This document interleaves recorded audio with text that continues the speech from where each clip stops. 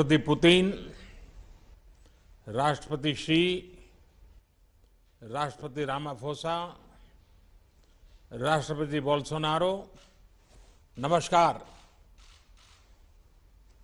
BRICS शिखर वार्ता में आप सभी का बहुत स्वागत है।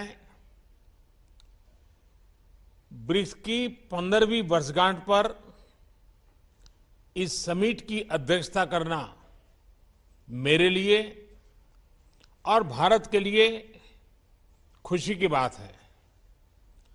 आज की इस बैठक के लिए हमारे पास विस्तृत एजेंडा है। बैठक का एजेंडा आप सभी के पास भी है। यदि आप सभी की सहमति हो तो हम इस एजेंडा को अपना सकते हैं।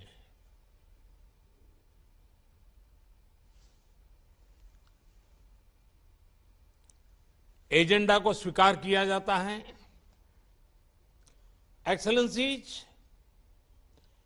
एजेंडा के पारित होने के बाद हम सभी संक्षिप्त में अपने ओपनिंग रिमार्क्स दे सकते हैं।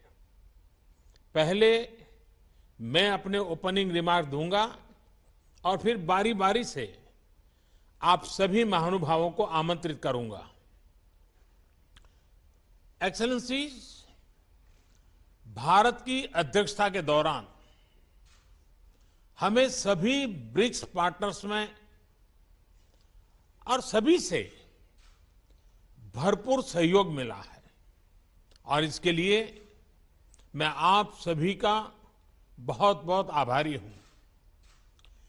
पिछले 1.5 दशक में ब्रिक्स ने कई उपलब्धियां हासिल की हैं। आज हम विश्व की उभरती अर्थव्यवस्थाओं के लिए एक प्रभावकारी आवाज है। विकासशील देशों की प्राथमिकताओं पर ध्यान केंद्रित करने के लिए भी यह मंच उपयोगी हो रहा है। ब्रिक्स ने new development bank, contingency reserve arrangement और एनर्जी रिसर्च कोऑपरेशन प्लेटफॉर्म जैसी मजबूत संस्थाओं का सृजन किया है। निसंदेह गर्व करने के लिए हमारे पास बहुत कुछ है, मगर यह भी महत्वपूर्ण है कि हम आत्मसंतुष्ट न हो और हमें यह सुनिश्चित करना है कि ब्रिक्स अगले 15 वर्षों में और परिणामदायी हो। भारत ने अपनी अध्यक्षता के लिए जो थीम चुना है वह यही प्राथमिकता दर्शाता है। BRICS at 15, intra BRICS cooperation for continuity, consolidation and consensus. ये 4 सी एक प्रकार से हमारी ब्रिक्स भागीदारी के मूल सिद्धांत है। इस वर्ष कोविड की व्यवस्थाओं के बावजूद 150 से अधिक ब्रिक्स बैठकें और कार्यक्रम आयोजित किए गए, जिनमें से 20 से अधिक मंत्री स्तर पर थे। परंपरागत क्षेत्रों में सहयोग बढ़ाने के साथ हमने ब्रिक्स एजेंडा का विस्तार करने का भी प्रयत्न किया। इस संदर्भ में इस साल ब्रिक्स ने कई फर्स्ट हासिल किए, यानी कई चीजें पहली बार हुई। हाल ही में पहले ब्रिक्स डिजिटल हेल्थ सम्मेलन का आयोजन हुआ।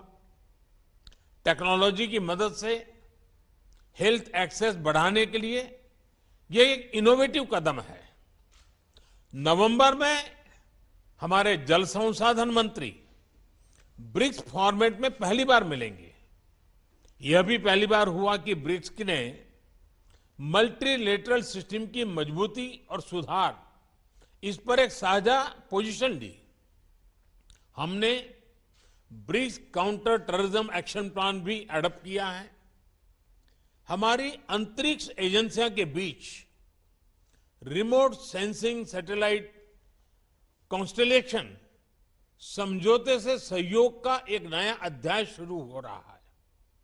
हमारे कस्टम्स विभागों के बीच सहयोग से इंट्रा ब्रिक्स व्यापार आसान होगा। एक वर्चुअल नेटवर्क के रूप में ब्रिक्स वैक्सीनेशन अनुसंधान और विकास केंद्र शुरू करने पर भी सहमति बनी है। BRICS alliance on green tourism एक और नई पहल है। एक्सेलेंसीज, इन सभी नए इनिशिएटिव्स ने न सिर्फ हमारे नागरिकों को लाभ मिलेगा, हमारा ब्रिक्स संगठन भी आने वाले समय में प्रासंगिक रहेगा। मुझे विश्वास है कि आज की बैठक ब्रिक्स को भविष्य में और उपयोगी बनाने के लिए उपयुक्त दिशा देगी।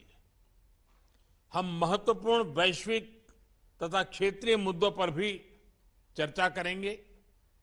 अब मैं आप सबसे अपने ओपनिंग रिमार्क्स साझा करने का अनुरोध करता हूं।